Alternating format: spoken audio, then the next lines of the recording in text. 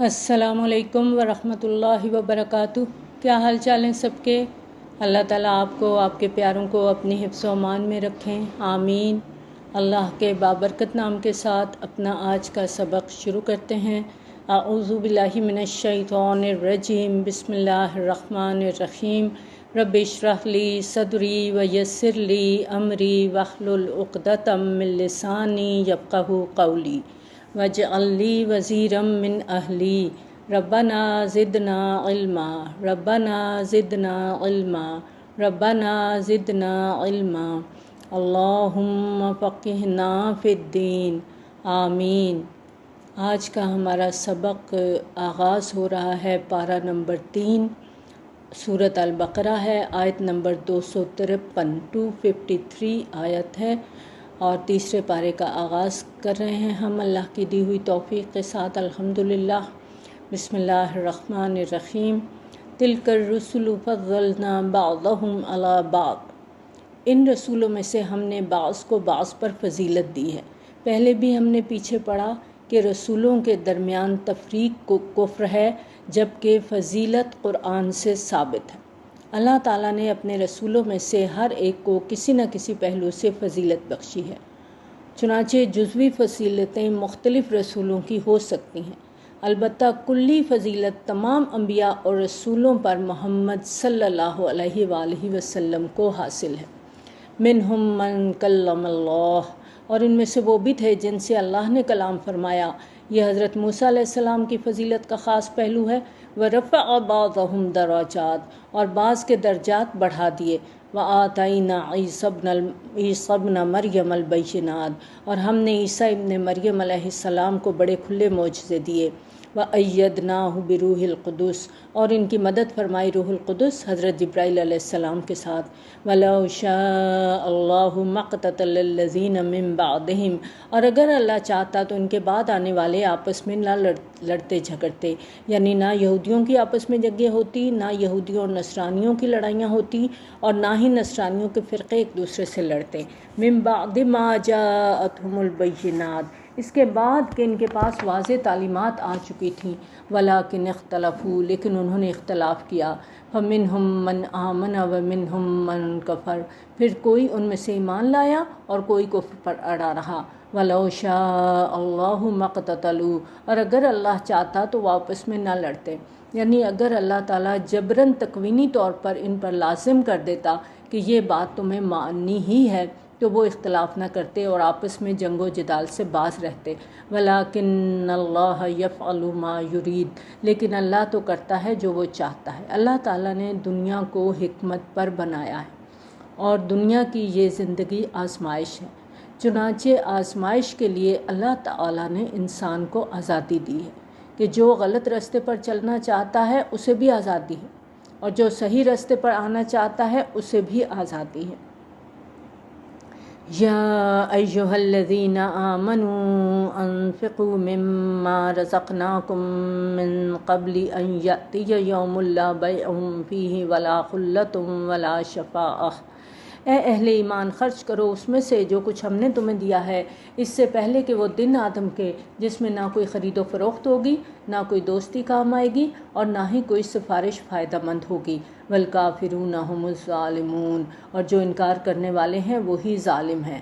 یہاں کافر سے مراد وہ نہیں ہے جو کہ بتوں کی پرستش کرنے والے ہیں، بلکہ معنوی کافر مراد ہیں، یعنی وہ لوگ جو اللہ کے حکم کا انکار کرنے والے ہیں۔ کفرہ کا مطلب ہوتا ہے انکار کرنا۔ تو جو شخص اللہ تعالیٰ کے اس حکم یعنی انفاق کی تعمیل نہیں کرتا، وہ دیکھتا ہے کہ دین مغلوب ہے اور اس کو غالب کرنے کی جد و جہد ضروری ہے، اور اس جد و جہد کے کچھ تقاضے ہیں، کچھ مالی ضرورتیں ہیں، اور اللہ نے اسے مقدرت بھی دی ہوئی ہے کہ وہ خرچ کر سکتا ہے، لیکن وہ نہیں کرتا، تو وہ اصل میں کافر ہے۔ اب آگے وہ آیت آ رہی ہے جو نبی صلی اللہ علیہ وآلہ وسلم کے فرمان کے مطابق قرآن مجید کی عظیم ترین آیت ہے، یعنی آیت الکرسی۔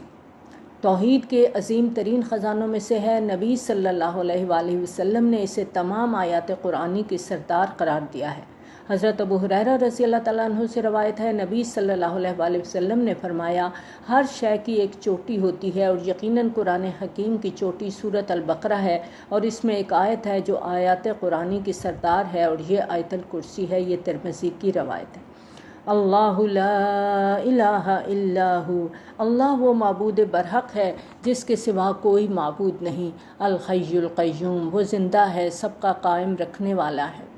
اللہ از خود زندہ ہے، اس کی زندگی مستعار نہیں ہے، اس کی زندگی ہماری زندگیوں کی مانند نہیں ہے، جس کے بارے میں بہادر شاہ ظفر نے کہا تھا، عمر دراز مانگ کے لائے تھے 4 دن، 2 آرزو میں کٹ گئے 2 انتظار میں۔ اللہ تعالیٰ کی زندگی کسی کی دی ہوئی زندگی نہیں ہے۔ اللہ کی زندگی میں کوئی ضعف نہیں ہے، کوئی کمزوری نہیں ہے، کوئی احتیاج نہیں ہے۔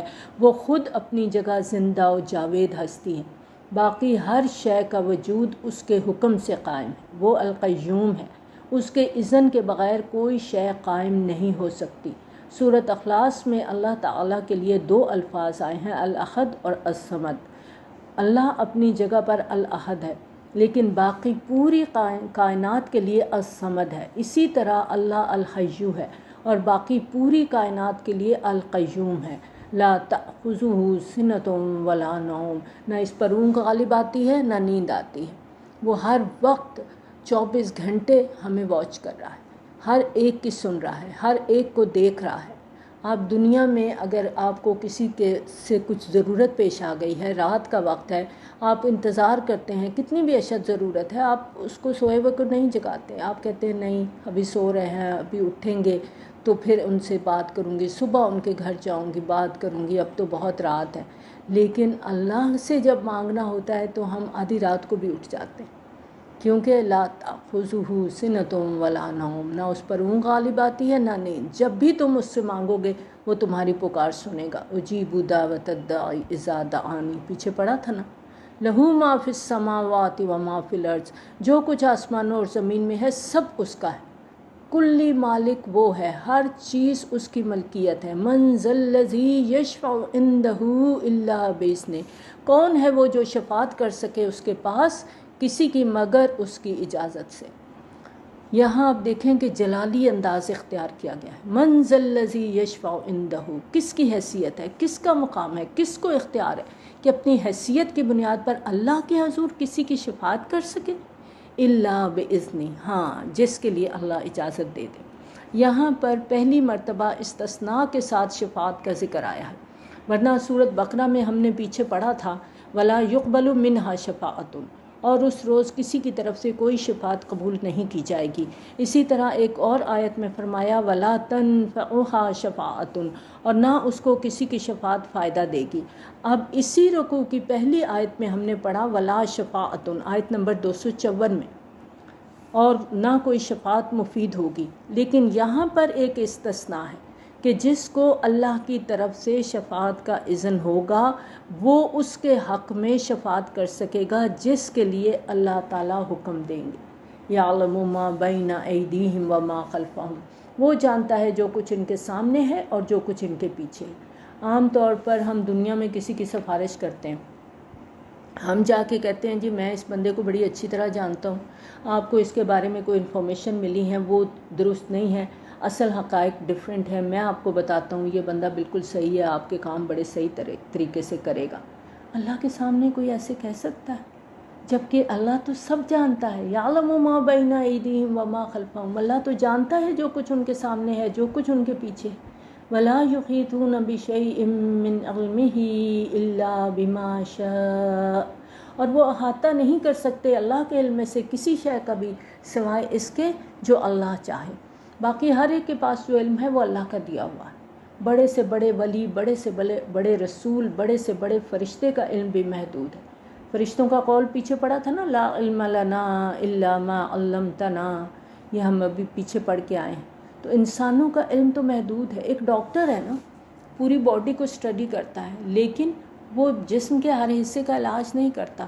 کوئی ENT کا ڈاکٹر ہے، کوئی کارڈیالوجی کا ہے، کوئی کڈنیز کا ہے، کوئی لنگس کا ہے، اس طرح مختلف فیلڈز ہیں۔ جو لنگس کا ڈاکٹر ہے وہ کڈنیز کے بارے میں نہیں جانتا، جو کڈنیز کا ڈاکٹر ہے اس کو ہارٹ کا کچھ نہیں پتہ، اس کے لیے علیحدہ ڈاکٹر بلائے جاتے ہیں۔ اسی طرح سے سائنٹسٹ ہیں، تو ہر ایک کا اپنا اپنا شعبہ ہے، تو ہر ایک کا علم اتنا ہی ہے جتنا وہ لے رہا ہے، لیکن اللہ کا علم کا ہم احاطہ کر ہی نہیں سکتے۔ وسع کرسیہ السماوات والارض، اس کی کرسی تمام آسمانوں اور زمین کو محیط ہے، اس کا اقتدار، اس کی قدرت، اس کا اختیار پوری کائنات پر حاوی ہے۔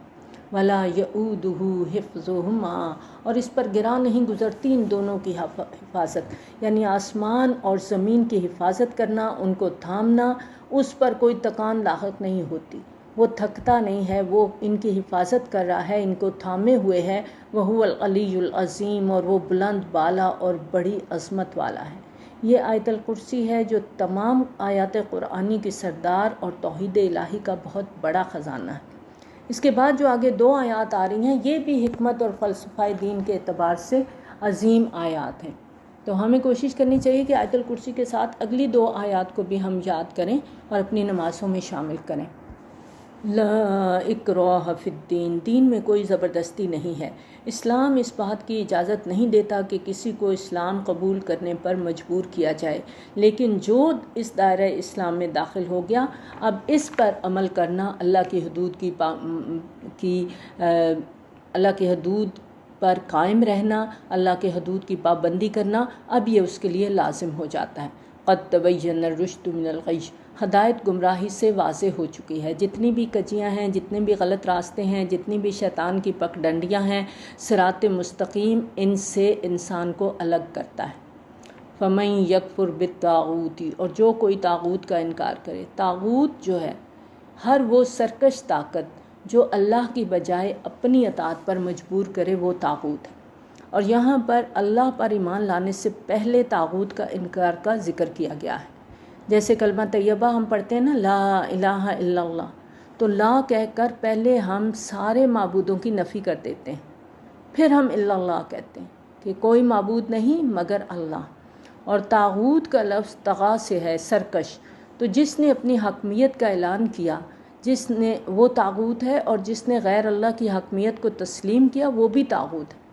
اور غیر اللہ کی حاکمیت کے تحت بننے والے تمام ادارے طاغوت ہیں، چاہے وہ کتنے ہی خوشنما ادارے کیوں نہ۔ تو جو کوئی بھی اللہ کی حدود بندگی سے تجاوز کرتا ہے وہ طاغوت ہے۔ اب دیکھیں، دریا جب اپنی حدوں سے باہر نکلتا ہے تو طغیانی آ جاتی ہے، تو یہ طغا اور بغا جو ہیں یہ بڑے قریب کے الفاظ ہیں، جس کا مطلب طغیانی اور بغاوت ہے۔ تو فرمایا فَمَن یکفر بالطاغوت، جو کوئی کفر کرے طاغوت کے ساتھ، وَیُؤْمِن بِاللَّہ، اور پھر اللہ پر ایمان لائے، یعنی طاغوت سے دوستی اور اللہ پر ایمان، یہ دونوں چیزیں اکٹھی نہیں ہو سکتی۔ اللہ کے دشمنوں سے بھی یارانہ ہو اور اللہ کے ساتھ وفاداری کا دعویٰ بھی ہو، یہی تو منافقت ہے۔ اسی سے تو قرآن ہمیں نکالتا ہے، کیونکہ اسلام تو حنیف مسلمن ہے، فوکس کرنا ہے، خام اللہ کا فرما بردار بننا ہے، یکسوئی کے ساتھ اطاعت اور شعاری کا مطالبہ کرتا ہے اسلام ہم سے۔ فقد استمسک بالعروۃ الوثقی، تو اس نے مضبوط حلقہ تھام لیا۔ یہ کون ہے؟ جس نے طاغوت کا انکار کیا، اللہ پر ایمان لایا، تو وہ گویا ایسا ہو گیا جیسے اس نے ایک مضبوط کڑا تھام لیا ہے، ایک مضبوط کنڈا تھام لیا ہے۔ آپ اس کو اس سے بھی سمجھ سکتے ہیں کہ کوئی شخص سمندری جہاز کے عرصے سے سمندر میں گر گیا، اسے تیرنا نہیں آتا، لیکن کسی طرح ہاتھ پیر مارتے ہوئے جہاز کے کنڈے کو اس نے تھام لیا۔ اب وہ سمجھتا ہے میری زندگی اسی سے جڑی ہوئی ہے، اس سے میں نہیں چھوڑوں گا۔ اگر وہ کنڈا کمزور ہے تو اس کا سہارا نہیں بنے گا، اس کے وزن سے اکھڑ جائے گا یا ٹوٹ جائے گا، لیکن اگر کنڈا مضبوط ہے تو وہ اس کی زندگی کا ضامن بن جائے گا۔ وہ یہاں فرمایا طاغوت کا انکار کر کے اللہ پر ایمان لانے والے شخص نے بہت مضبوط کنڈے پر ہاتھ ڈال دیا، لا انفصام لہا، جو کبھی ٹوٹنے والا نہیں ہے۔ آپ بس میں کھڑے ہوتے ہیں تو آپ رنگ لگا ہوتا ہے اوپر، اس کو تھام لیتے ہیں، ٹرین میں بھی ایسے رنگ لگے ہوتے ہیں، اور یہ کیوں ہوتے ہیں؟ تاکہ انسان اپنے آپ کو بیلنس رکھ سکے، دائیں بائیں نہ گرے، بلکہ اپنے آپ کو سنبھالے رکھے۔ لا انفصام لہا، یہ کبھی علیحدہ ہونے والا نہیں ہے، یہ بڑا مضبوط سہارا ہے۔ جس نے اللہ کا سہارا تھام لیا، جو اللہ پر ایمان لے آیا، وہ ایسا ہے جیسے اس نے ایک مضبوط کنڈے کو پکڑ لیا۔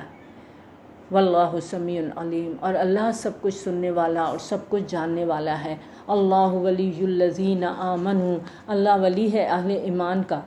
ایمان در حقیقت اللہ اور بندے کے درمیان ایک دوستی کا رشتہ قائم کرتا ہے، اور یہ دوستی دو طرفہ دوستی ہوتی ہے۔ ایک طرف مطلوب ہے کہ بندہ اللہ کا ولی بن جائے۔ سورہ یونس میں آتا ہے الا ان اولیاء اللہ لا خوف علیہم ولا هم یحزنون الذین آمنوا وکانوا یتقون۔ یاد رکھو اللہ کے دوستوں کے لیے نہ تو کسی طرح کا خوف ہے اور نہ وہ غمگین ہوں گے، یہ وہ لوگ ہیں جو ایمان لائے اور انہوں نے تقوی اختیار کیا۔ اور دوسری طرف یہاں فرمایا اللہ ولی الذین آمنوا، اللہ تعالیٰ اہل ایمان کا ولی ہے، دوست ہے، پشت پناہ ہے، مددگار ہے، کار ساز ہے۔ اور وہ ان کی کس طرح مدد کرتا ہے؟ یخرجہم من الظلمات الی النور، وہ انہیں نکالتا ہے تاریکیوں سے نور کی طرف۔ کفر سے، شرک سے، الحاد سے، مادہ پرستی سے، جتنی یہ تاریکیاں ہیں، جتنے بھی غلط فلسفے ہیں، جتنے بھی غلط نظریات ہیں، جتنی بھی عمل کی غلط راستے ہیں، ان سب کے اندھیروں سے نکال کر اللہ اہل ایمان کو ایمان کی روشنی کے اندر لاتا رہتا ہے۔ والذین کفروا اولیاؤہم الطاغوت، اور ان کے برعکس جنہوں نے کفر کیا ان کے اولیاء طاغوت ہیں۔ یخرجونہم من النور الی الظلمات، وہ ان کو روشنی سے نکال کر تاریکیوں کی طرف لے جاتے ہیں۔ یعنی اگر نور کی کوئی تھوڑی بہت رمق ملی بھی تھی تو وہ اس سے انہیں محروم کر کے انہیں تاریکیوں کی طرف دھکیلتے رہتے ہیں۔ اولئک اصحاب النار ہم فیہا خالدون، یہی لوگ آگ والے ہیں، یہ اس میں ہمیشہ رہنے والے ہیں۔ اللہم اخرجنا من الظلمات الی النور، یہ دعا ضرور کیا کریں، اللہ تو ہمیں اندھیروں سے روشنی کی طرف نکال دے، ہمیں نور کی طرف نکال دے۔ الم تر الی الذین حاج ابراہیم فی ربہ ان آتاہ اللہ الملک، کیا تم نے اس شخص کو نہیں دیکھا جس نے حجت بازی کی تھی ابراہیم علیہ السلام سے اس کے رب کے بارے میں، اس وجہ سے کہ اللہ نے اسے بادشاہی دی تھی؟ یہ اشارہ ہے بابل، جو عراق کا پرانا نام ہے، اس کے بادشاہ نمرود کا۔ اور نمرود ان کا لقب تھا، یہ کوئی نام نہیں تھا کسی بادشاہ کا۔ جیسے فرعون مصر کے بادشاہوں کا لقب تھا، اسی طرح نمرود بابل عراق کے بادشاہوں کا لقب تھا۔ حضرت ابراہیم علیہ السلام کی پیدائش ار میں ہوئی تھی، یہ بابل کا ایک شہر تھا اور وہاں پر نمرود کی بادشاہت تھی۔ جیسے فرعون نے مصر میں اپنی بادشاہت اور اپنی خدائی کا دعویٰ کیا تھا، اسی طرح کا دعویٰ نمرود کا بھی تھا۔ فرعون اور نمرود کا خدائی کا دعویٰ در حقیقت سیاسی بادشاہت اور اقتدار کا دعویٰ تھا کہ مطلق اختیار ہمارے ہاتھ میں ہے، ہم جس چیز کو غلط قرار دیں گے وہ غلط ہوگی، اور جس کو چاہیں گے صحیح قرار دیں گے وہی صحیح ہوگی۔ اور یہ اصل میں خدائی اختیار ہے جو انہوں نے اپنے ہاتھ میں لیا ہوا تھا۔ تحلیل اور تحریم اللہ تعالیٰ کا حق ہے۔ کسی چیز کو حلال کرنا، کسی چیز کو حرام کرنے کا اختیار واحد اللہ کے ہاتھ میں ہے، اور جس شخص نے بھی قانون سازی کا یہ اختیار اللہ کے قانون سے آزاد ہو کر اپنے ہاتھ میں لے لیا، وہی طاغوت ہے، وہی شیطان ہے، وہی نمرود ہے، وہی فرعون ہے۔ اذ قال ابراہیم ربی الذی یحیی ویمیت قال انا احیی وامیت، جب ابراہیم علیہ السلام نے کہا میرا رب تو وہ ہے جو زندہ کرتا ہے اور مارتا ہے، تو اس نے کہا میں بھی زندہ کرتا ہوں اور مارتا ہوں۔ نمرود نے کیا کیا کہ جیل میں سے سزائے موت کے 2 قیدی منگوائے، ایک کی گردن وہیں اڑا دی، دوسرے کی سزائے موت معاف کرتے ہوئے اسے آزاد کر دیا، اور حضرت ابراہیم علیہ السلام سے کہنے لگا دیکھو میں نے جس کو چاہا زندہ رکھا، جس کو چاہا مار دیا۔ حضرت ابراہیم علیہ السلام نے دیکھا کہ یہ تو اب کجی پر اترا ہوا ہے، تو اسے کوئی ایسا جواب چاہیے جو اس کو چپ کرا دے۔ قال ابراہیم فإن اللہ یأتی بالشمس من المشرق فأت بها من المغرب، ابراہیم علیہ السلام نے کہا اللہ سورج کو مشرق سے نکالتا ہے، تو اسے مغرب سے نکال کر دکھا۔ فبہت الذی کفر، تو مبہوت ہو کر رہ گیا وہ کافر، اب اس کے پاس کوئی جواب نہیں تھا، بالکل بھونچکا ہو گیا۔ واللہ لا یہدی القوم الظالمین، اور اللہ ظالموں کو ہدایت نہیں دیا کرتا، اللہ نے اسے راہ یاب نہیں کیا، لیکن وہ چپ ہو گیا، اس سے ابراہیم علیہ السلام کی بات کا کوئی جواب نہیں پڑا تھا۔ اور اب پھر ہم دیکھتے ہیں کہ اس نے پھر بت کدے کے پجاریوں سے مشورے کے بعد ابراہیم علیہ السلام کو آگ میں جھونک دینے کا فیصلہ کیا تھا۔ او کالذی مر علی قریۃ وہی خاویۃ علی عروشها، یا پھر جیسے کہ وہ شخص جس کا گزر ہوا ایک بستی پر اور وہ اوندھی پڑی ہوئی تھی اپنی چھتوں پر۔ مختلف تفاسیر سے جو ہمیں واقعہ ملتا ہے کہ یہ حضرت عزیر علیہ السلام کا واقعہ ہے۔ کہتے ہیں کہ ان کا گزر یروشلم شہر پر ہوا جو کہ تباہ و برباد ہو چکا تھا، اور یہ بابل کے بادشاہ بخت نصر نے 856 قبل مسیح میں فلسطین پر حملہ کیا تھا اور یروشلم کی اینٹ سے اینٹ بجا دی تھی۔ اس وقت بھی عراق اور اسرائیل کی آپس میں بدترین دشمنی ہے، اور یہ دشمنی ان کی 2500 سال پرانی ہے۔ بخت نصر کے حملے کے وقت یروشلم کی 12 لاکھ کی آبادی تھی۔ بخت نصر نے 6 لاکھ لوگوں کو قتل کر دیا اور 6 لاکھ کو بھیڑ بکریوں کی طرح ہانکتا ہوا قیدی بنا کے لے گیا، اور یہ لوگ تقریباً 150 برس تک قید میں رہے اور یروشلم اجڑا رہا۔ وہاں کوئی متنفس زندہ نہیں بچا تھا، اور بخت نصر نے اس کو اس طرح تباہ و برباد کیا تھا کہ کوئی 2 اینٹیں بھی سلامت نہیں تھیں۔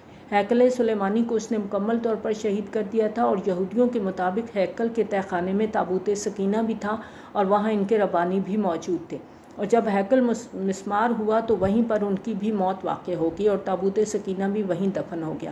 تو جس زمانے میں یہ بستی اجڑی ہوئی تھی، حضرت عزیر علیہ السلام کا ادھر سے گزر ہوا، انہوں نے دیکھا کہ وہاں تو کوئی زندگی نہیں ہے، کوئی عمارت سلامت نہیں ہے۔ قال انا یحیی هذه اللہ بعد موتها، اس نے کہا اللہ اس بستی کو اس کے اس طرح مردہ اور برباد ہو جانے کے بعد کس طرح زندہ کرے گا؟ یعنی ان کا یہ سوال اظہار حیرت کی نوعیت کا تھا کہ اتنی اجڑی ہوئی بستی کو دوبارہ کیسے زندگی حاصل ہو سکتی ہے، دوبارہ کیسے لوگ اس میں آ کر آباد ہو سکتے ہیں؟ اتنی بڑی تباہی اور بربادی ہو چکی کہ کوئی متنفس باقی نہیں ہے، کوئی 2 اینٹیں سلامت نہیں ہیں۔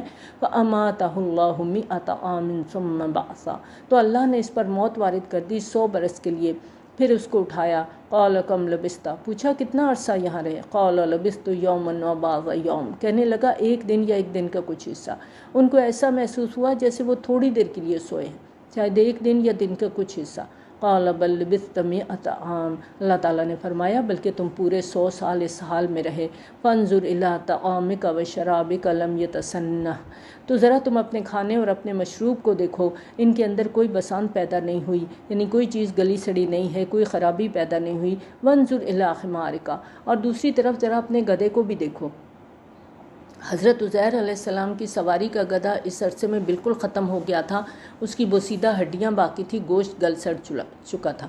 وَلِنَجْعَلَكَ آیَةً لِلنَّاسِ، اور تاکہ ہم تمہیں لوگوں کے لیے ایک نشانی بنائیں، یعنی عزیر علیہ السلام کو اللہ تعالیٰ نے لوگوں کے لیے نشانی بنایا، تو اللہ تعالیٰ نے ان کو نشانی دکھائی تاکہ انہیں دوبارہ اٹھائے جانے پر یقین کامل حاصل ہو۔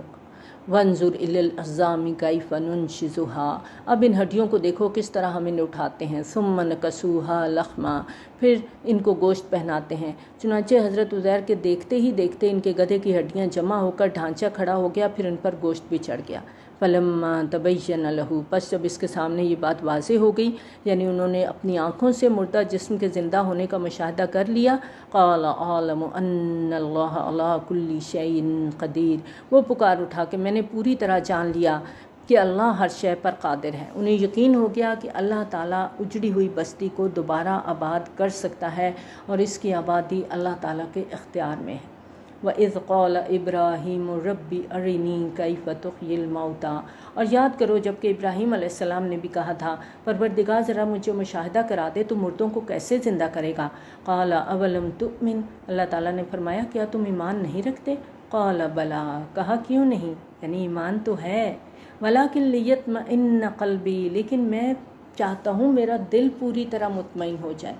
اور یہ تمام انبیاء کرام علیہم السلام کا معاملہ ہے کہ انہیں عین الیقین اور حق الیقین کے درجے کا ایمان عطا کیا جاتا ہے، کیونکہ انہیں ایمان اور یقین کی ایک ایسی بھٹی بنانی ہوتی ہے جس سے ایمان اور یقین دوسروں کے اندر اترے۔ تو ان کے ایمان اور یقین کے لیے ان کو ایسے مشاہدات کروا دیے جاتے ہیں کہ ایمان ان کے لیے صرف ایمان بالغیب نہیں رہتا بلکہ ایمان بالشہادہ ہو جاتا ہے۔ سورۃ الانعام میں فرمایا ہم نے ابراہیم علیہ السلام کو آسمانوں اور زمین کے نظام حکومت کا مشاہدہ کرایا تاکہ وہ کامل یقین کرنے والوں میں سے ہو جائے، اور نبی صلی اللہ علیہ وآلہ وسلم کو بھی اللہ تعالیٰ نے شب معراج میں آسمانوں کی سیر کروائی اور ہر شے کو انہوں نے اپنی آنکھوں سے دیکھا۔ ان مشاہدات سے انبیاء علیہ السلام کو ان ایمانی حقائق پر یقین کامل ہو جاتا ہے جن کی وہ لوگوں کو دعوت دیتے ہیں، گویا وہ خود ایمان اور یقین کی ایک بھٹی بن جاتے ہیں۔ قال فخذ أربعة من الطير فصرهن إليك، فرمایا اچھا تو 4 پرندے لے لو اور انہیں اپنے ساتھ ہلا لو، یعنی مانوس کر لو۔ پھر ان کے ٹکڑے کر کے ہر پہاڑ پر ان کا ایک ایک ٹکڑا رکھ دو، پھر ان کو پکارو تو وہ تمہارے پاس دوڑتے ہوئے آئیں گے۔ کہتے ہیں کہ حضرت ابراہیم علیہ السلام نے چاروں پرندوں کو اپنے ساتھ مانوس کیا، وہ جب بلاتے وہ اڑتے ہوئے ان کے پاس آ جاتے۔ پھر انہوں نے چاروں پرندوں کے سر، دھڑ، ٹانگیں اور ان کے پر علیحدہ علیحدہ کیے، پھر ایک پہاڑ پر سر، دوسرے پر دھڑ، تیسرے پر ٹانگیں اور چوتھے پر رکھ دیے۔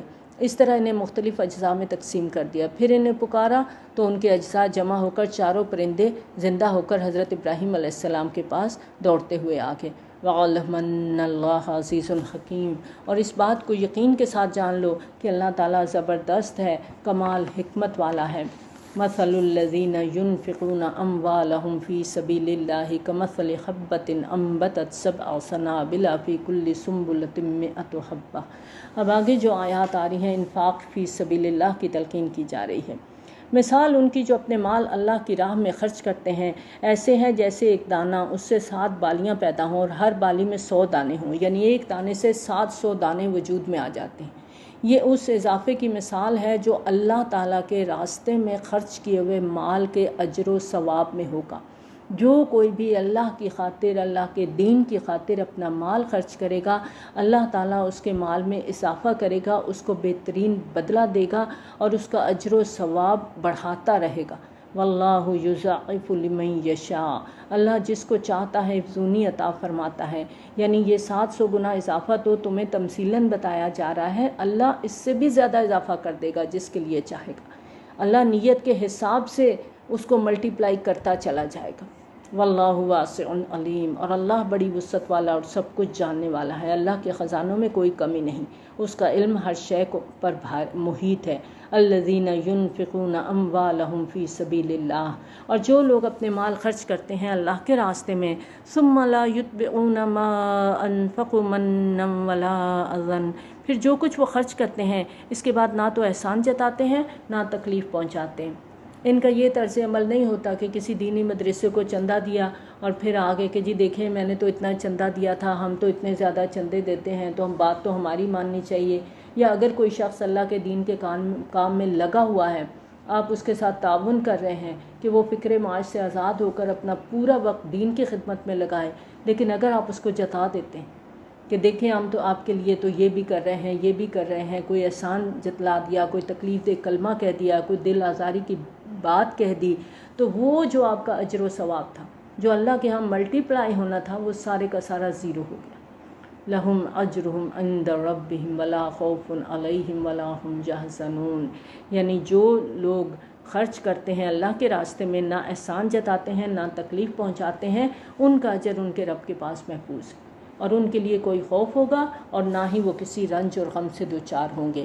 قول معروف و مغفرہ، بھلی بات کہنا اور درگزر کرنا، خیر من صدقۃ یتبعها اذى، بہتر ہے اس خیرات سے جس کے بعد اذیت پہنچائی جائے۔ اگر ہمارے پاس کوئی ضرورت مند آ گیا ہے، کسی نے ہمارے آگے ہاتھ پھیلا دیا ہے، اب میں اس کی مدد نہیں کر سکتی تو مجھے کم از کم اس کے ساتھ بات تو نرمی سے کرنی چاہیے۔ ایسا نہیں ہے کہ اب میں کہوں کہ ایک تو پہلے اپنے خرچے نہیں پورے ہو رہے، اوپر سے یہ مانگنے کے لیے آ گئی ہے مصیبت۔ دلداری کا کلمہ کہہ دو، نرمی کے ساتھ جواب دینا ہے، معذرت کر لیں۔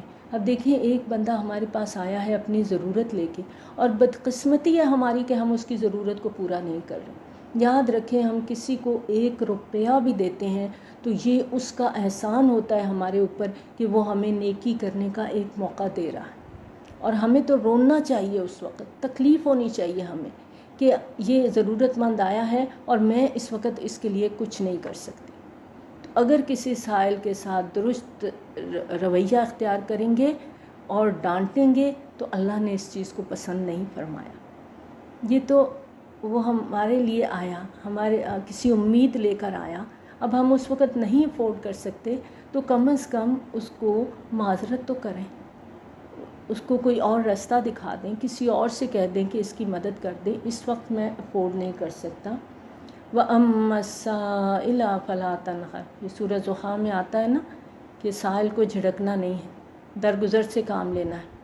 اور یہ طرز عمل اس سے کہیں بہتر ہے کہ اگر ہم ضرورت مند کو کچھ دے تو دیں لیکن 2-4 جملے بھی سنا دیں، دل آزاری بھی کر دیں۔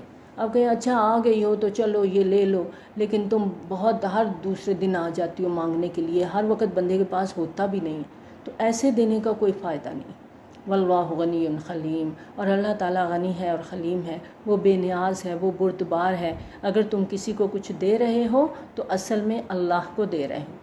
حدیث قدسی ہے، نبی صلی اللہ علیہ وآلہ وسلم نے فرمایا، قیامت کے دن اللہ عز و جل فرمائے گا، اے آدم کے بیٹے، میں بیمار ہوا تو نے میری تیمارداری نہیں کی۔ وہ کہے گا، اے پروردگار، میں تیری تیمارداری کیسے کرتا جبکہ تو رب العالمین ہے؟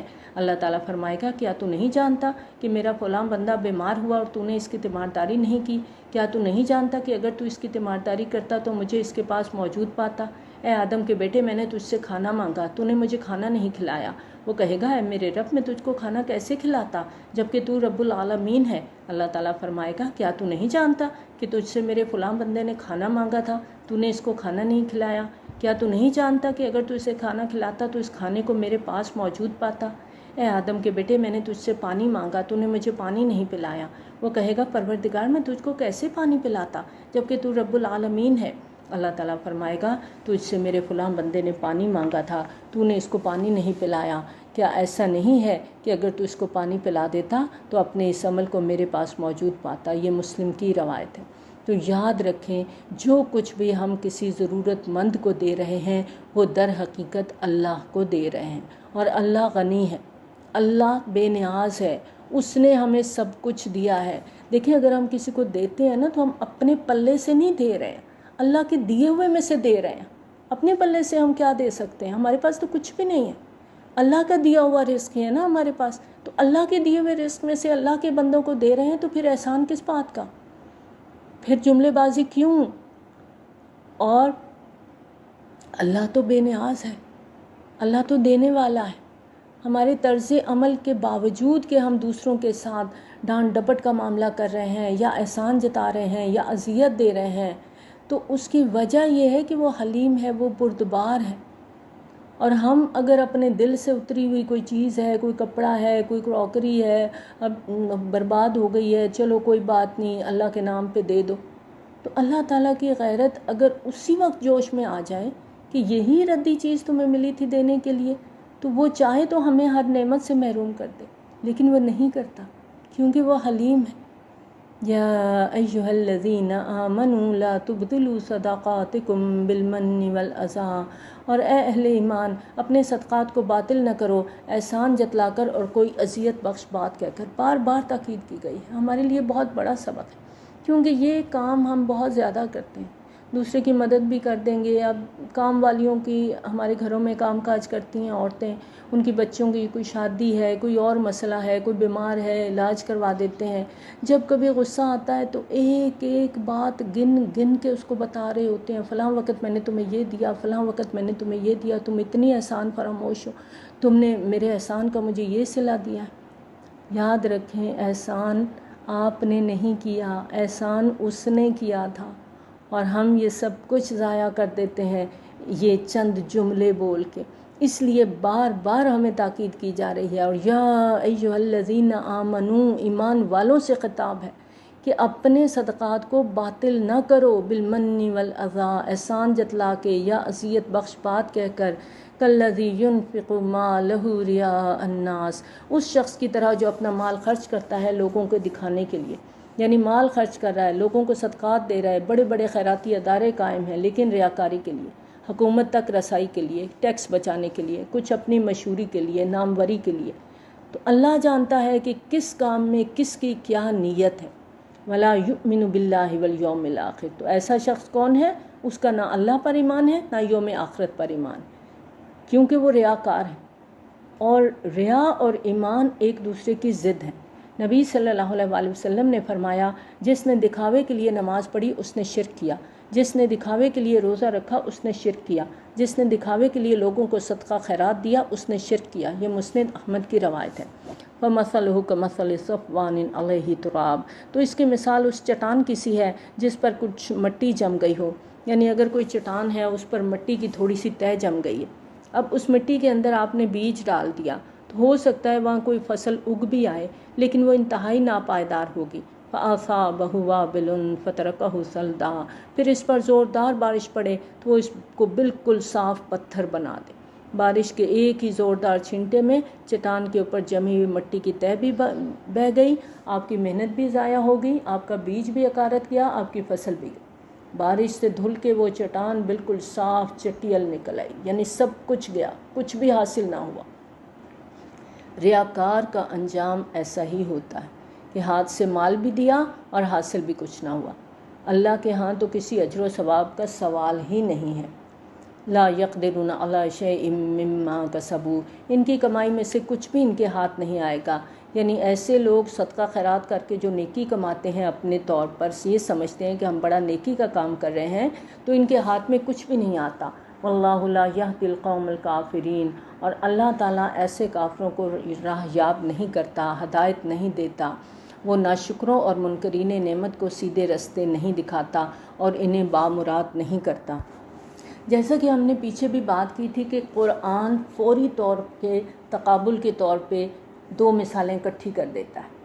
تو اب پہلے اللہ تعالیٰ نے ان لوگوں کی بات کی جو کہ صدقہ خیرات بھی کرتے ہیں لیکن دکھاوے کے لیے کرتے ہیں یا احسان جتاتے ہیں، اذیت دیتے ہیں۔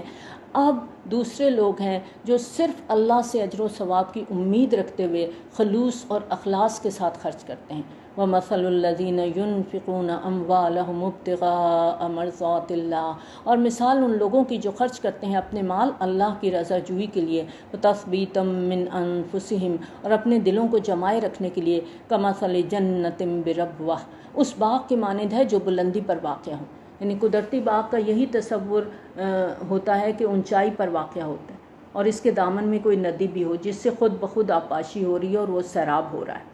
اصابھا وابل، اب اگر اس باغ کے اوپر زوردار بارش برسے، فآتت اکلھا ضعفین، تو دگنا پھل لائے، فإن لم یصبھا وابل فطل، اگر زوردار بارش نہ بھی برسے تو ہلکی سی پھوار ہی اس کے لیے کافی ہو جائے۔ واللہ بما تعملون بصیر، اور جو کچھ تم کر رہے ہو اللہ تعالیٰ اس کو دیکھ رہا ہے۔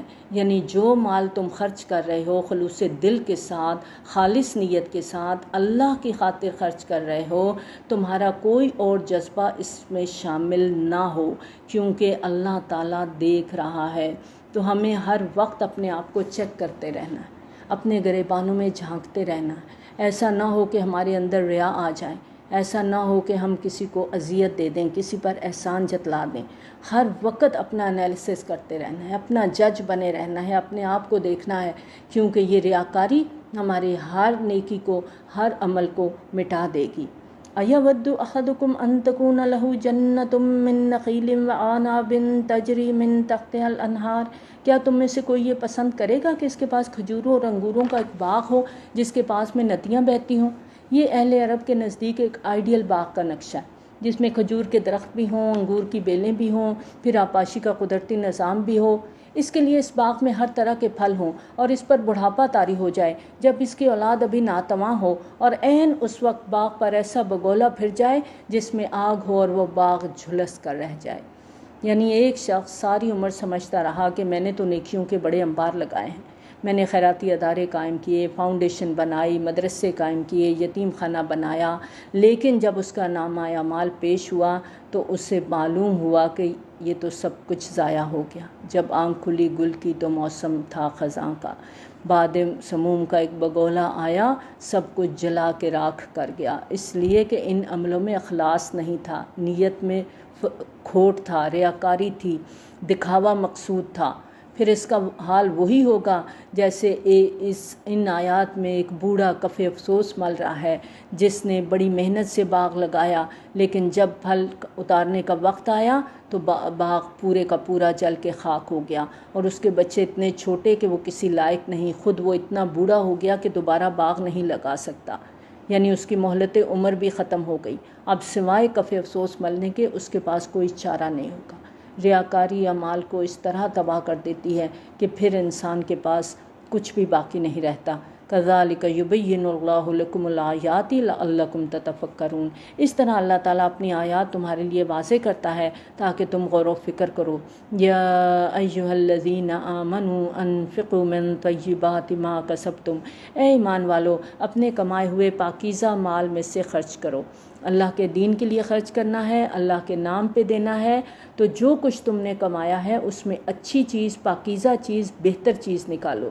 وَمِمَّا أَخْرَجْنَا لَكُم مِّنَ الْأَرْضِ، اور اس میں سے خرچ کرو جو کچھ ہم نے نکالا ہے تمہارے لیے زمین سے۔ زمین سے جو بھی نباتات آتی ہے، پیدا کرنے والا تو اللہ ہے نا، جو بھی ہریالی ہے وہ سب اللہ نے بنائی ہے۔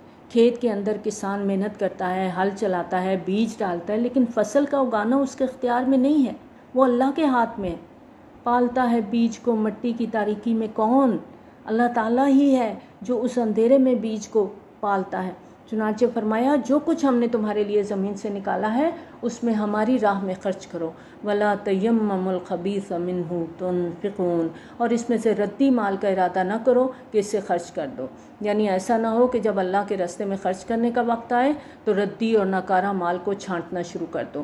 جیسے بھیڑ بکریوں کا غلہ ہے، اب زکوٰۃ کے لیے بھیڑیں بکریاں نکالنی ہیں تو ایسا نہ ہو کہ جو کمزور ہے، بیمار ہے، کوئی نقص والی ہے، اب اسے نکال دو، گنتی پوری کر دو۔ اسی طرح عشر نکالنا ہے تو وہ گندم جس کے حصے پر بارش پڑ گئی ہے وہ نکال دو۔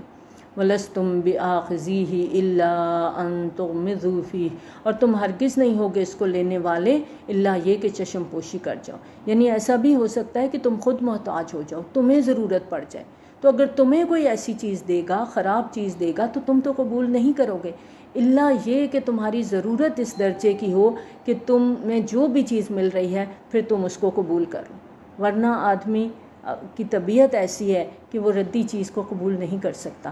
وَاعْلَمُوا أَنَّ اللَّهَ غَنِيٌّ حَمِيدٌ، اور خوب جان لو کہ اللہ تعالیٰ غنی ہے، حمید ہے، اللہ بے نیاز ہے۔ یہ نہ سمجھو کہ تم کسی محتاج اور ضرورت مند کو دے رہے ہو، بلکہ جب بھی دو یہ یقین ہونا چاہیے کہ تم اللہ کو دے رہے ہو، اور اللہ غنی ہے، بے نیاز ہے، وہ تو سب کی ضرورتیں پوری کرنے والا ہے، اور حمید ہے، یعنی اپنی ذات میں آپ محمود ہے۔ تو اللہ تعالیٰ تو اپنی ذات میں خود محمود ہے، اسے کسی حمد کی حاجت نہیں، وہ تو بے نیاز ہے، اس کی تو کوئی حاجت ہی نہیں، اس کی کوئی ضرورت ہی نہیں۔ تم محتاج ہو، اللہ محتاج نہیں ہے، جو کچھ بھی تم دیتے ہو تم اپنی ذات کے فائدے کے لیے دیتے ہو، اس کا اللہ کو فائدہ نہیں ہوتا، اس لیے بہترین چیز دو۔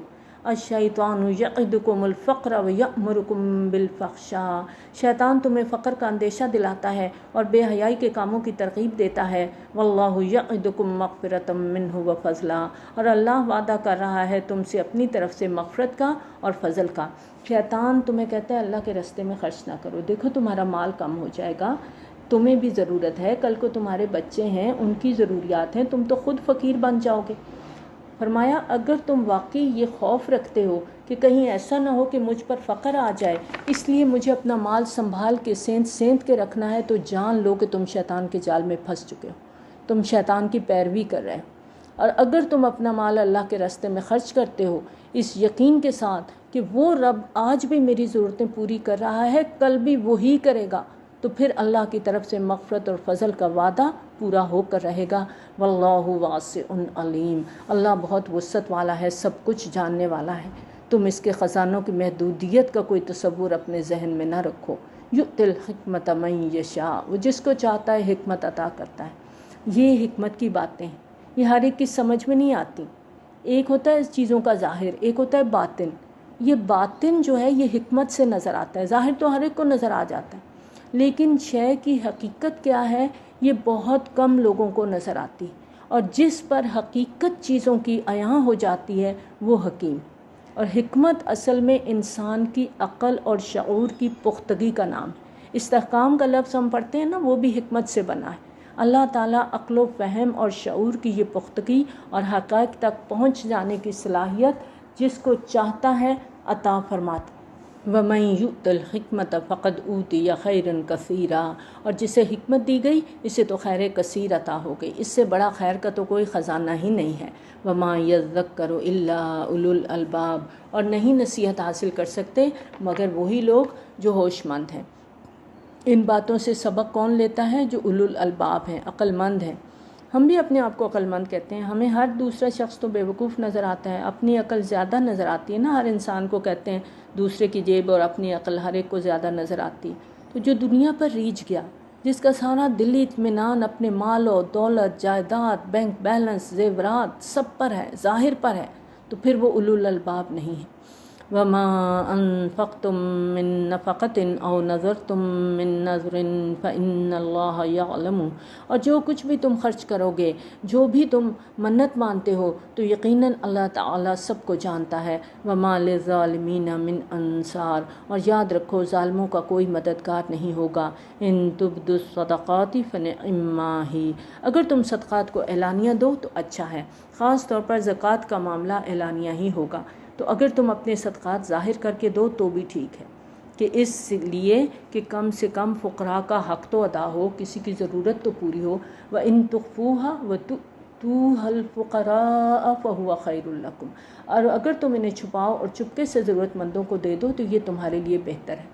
یہ بات یاد رکھیں کہ یہ جو آیت ہے یہ صدقات نافلہ کے لیے، جو صدقات واجب ہیں، لازم ہیں، مثلا زکوٰۃ ہے، عشر ہے، ان کے لیے اخفا نہیں ہے۔ یہ دین کی حکمت ہے، اس کو ہمارے ذہن میں کلیئر ہونا چاہیے کہ فرض عبادات اعلانیہ ادا کی جائیں گی، نماز ہے، روزہ ہے، جو فرض ہیں۔ اور یہ وسوسہ بھی شیطان بڑے دلوں میں ڈالتا ہے کہ دیکھو تم 5 وقت مسجد میں جا کے نماز پڑھتے ہو، تم لوگوں پہ اپنے تقویٰ کا رعب ڈالنا چاہتے ہو، گھر میں پڑھا کرو، یہ داڑھی تم نے کیوں رکھی ہوئی ہے کہ لوگ تمہیں سمجھے کہ بڑا متقی ہے۔ تو ایسے وساوس کو ہمیں اہمیت نہیں دینی۔ جو چیز فرض اور واجب ہے وہ علل اعلان کرنا ہے، اس کے اظہار میں کوئی رکاوٹ نہیں آنی چاہیے۔ ہاں جو نفلی عبادات ہیں، صدقات نافلہ ہیں یا نفل نماز ہے، اسے چھپا کر کرنا چاہیے۔ لہٰذا فرمایا اگر تم اپنے صدقات چھپا کر چپکے سے ضرورت مندوں کو دے دو تو وہ تمہارے لیے بہت بہتر ہے۔ اس کا فائدہ کیا ہوگا؟ وَيُكَفِّرُ عَنْكُم مِّن سَيِّئَاتِكُم، اللہ تعالیٰ تم سے تمہاری برائیوں کو دور کر دے گا۔ انسان ہیں، کمزور ہیں، خطا کار ہیں، چھوٹی موٹی غلطیاں ہوتی ہیں، تو اگر ہم اللہ کے راستے میں دیں گے تو اللہ ہماری چھوٹی موٹی غلطیوں کوتاہیوں کو ہم سے دور کر دے گا۔ واللہ بما تعملون خبیر، جو کچھ تم کر رہے ہو اللہ تعالیٰ اس سے باخبر ہے۔ اللہ تعالیٰ کو سب پتہ ہے کہ کون سا کام تم کس نیت سے کر رہے ہو۔ لیس علیک ھداھم، اے نبی صلی اللہ علیہ وآلہ وسلم آپ کے ذمے ان کو ہدایت دینا نہیں ہے، یعنی آپ کا کام صرف تبلیغ کرنا ہے، پیغام پہنچانا ہے۔ وَلَٰكِنَّ اللَّهَ يَهْدِي مَن يَشَاءُ، بلکہ اللہ تعالیٰ ہی ہدایت دیتا ہے جس کو چاہتا ہے۔ وَمَا تُنْفِقُوا مِنْ خَيْرٍ فَلِأَنفُسِكُمْ، اور جو بھی مال تم خرچ کرو گے وہ تمہارے اپنے لیے بہتر ہے، یعنی جو خرچ کرو گے اس کا اجر و ثواب بڑھا چڑھا کے تمہیں ہی دیا جائے گا، 700 گنا، 1400 گنا، اس سے بھی زیادہ، جتنی نیت خالص ہوگی اتنا ہی ملٹیپلائی ہوتا چلا جائے گا۔ وَمَا تُنْفِقُونَ إِلَّا ابْتِغَاءَ وَجْهِ اللَّهِ، اور تم نہیں خرچ کرو گے مگر اللہ کی رضا جوئی کے لیے، تبھی تمہیں اجر ملے گا۔ اگر ریاکاری کے لیے خرچ کرو گے تو پھر اجر نہیں ہوگا، پھر شرک بن جائے گا۔ وَمَا تُنْفِقُوا مِنْ خَيْرٍ يُوَفَّ إِلَيْكُمْ وَأَنْتُمْ لَا تُظْلَمُونَ، اور جو بھی مال تم خرچ کرو گے وہ پورا پورا تمہیں لوٹا دیا جائے گا اور تم پر کوئی ظلم نہیں ہوگا، یعنی کوئی حق تلفی نہیں ہوگی۔ جو اللہ کے بینک میں جمع ہوگا ایز اٹ از لوٹایا نہیں جائے گا بلکہ بڑھا چڑھا کے تمہیں دیا جائے گا۔ اور اب بتایا جا رہا ہے کہ انفاق فی سبیل اللہ کا سب سے بڑھ کر حقدار کون ہے؟ للفقراء الذین احصروا فی سبیل اللہ، یہ ان ضرورت مندوں کے لیے ہے جو گھر کر رہ گئے ہیں اللہ کی راہ میں۔ جیسے نبی صلی اللہ علیہ وآلہ وسلم کے دور میں اصحاب صفہ تھے کہ مسجد نبوی میں آ کر بیٹھے اپنا وقت تلاش معاش میں صرف نہیں کر رہے، بلکہ نبی صلی اللہ علیہ وآلہ وسلم سے علم سیکھ رہے ہیں، اور جہاں جہاں سے کال آ رہی ہے کہ معلمین کی ضرورت ہے، مبلغین کی ضرورت ہے، وہاں ان کو بھیجا جا رہا ہے۔ اگر یہ لوگ معاش کی جد و جہد کرتے تو تعلیم حاصل نہیں کر پاتے۔ اس لیے دین کی خدمت کے لیے جو لوگ خود کو وقف کر دیتے ہیں تو وہ اس کے مصداق ہوں گے۔ آپ نے دین کی دعوت اور تبلیغ اور نشر و اشاعت کے لیے کوئی تحریک اٹھائی ہے تو اس میں آپ کو کچھ نہ کچھ کارکن درکار ہوں گے۔ اب یہ کارکن وہ ہیں جن کو معاش کا بھی مسئلہ ہے، ان کی فیملیز بھی ہیں، ان کے اپنے ساتھ بھی پیٹ لگا ہوا ہے، ان کی بھی ضروریات ہیں۔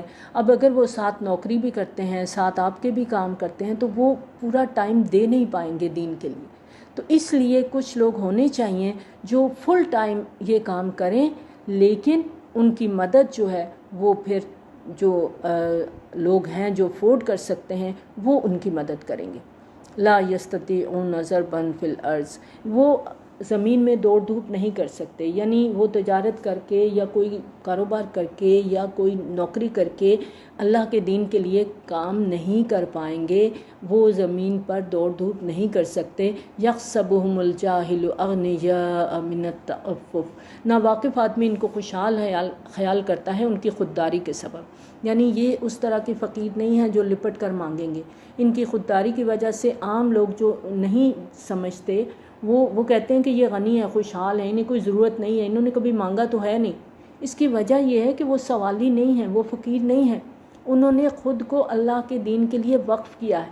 اب یہ تمہارا کام ہے کہ انہیں تلاش کرو اور ان کی ضروریات کو پورا کرو۔ تعرفہم بسیماہم، تم پہچان لوگے انہیں ان کے چہروں سے۔ ظاہر بات ہے کہ فقر احتیاج کا اثر چہرے پر تو آ ہی جاتا ہے، اگر کسی کو صحیح غذا نہیں مل رہی تو چہرے پر اثر ظاہر ہوتا ہے۔ لا یسألون الناس الخافا، وہ لوگوں سے لپٹ کر سوال نہیں کرتے، وہ ان سائلوں کی طرح نہیں ہے جو اپنی محنت کا صلہ وصول کرتے ہیں کہ زبردستی آپ سے کچھ نکلوا لیں۔ یعنی اقامت دین کی جد و جہد میں جو لوگ ہمہ وقت لگ جائیں ان کی مدد کی جائے گی صدقات اور خیرات کے ساتھ، اور کسی بھی طریقے سے آپ ان کی مالی مدد کریں۔ وَمَا تُنْفِقُوا مِنْ خَيْرٍ فَإِنَّ اللَّهَ بِهِ عَلِيمٌ، اور جو مال بھی تم خرچ کرو گے تو اللہ تعالیٰ اس کو خوب سمجھتا ہے۔ یہ نہ سمجھنا کہ تمہارا انفاق اللہ کے علم میں نہیں ہے، تم اللہ کی خاطر خاموشی کے ساتھ، اخفاء کے ساتھ ان لوگوں سے تعاون کرو گے جو اللہ کے دین کے لیے کام کر رہے ہیں، تو اللہ تعالیٰ تمہیں اس کا بھرپور بدلہ دے گا۔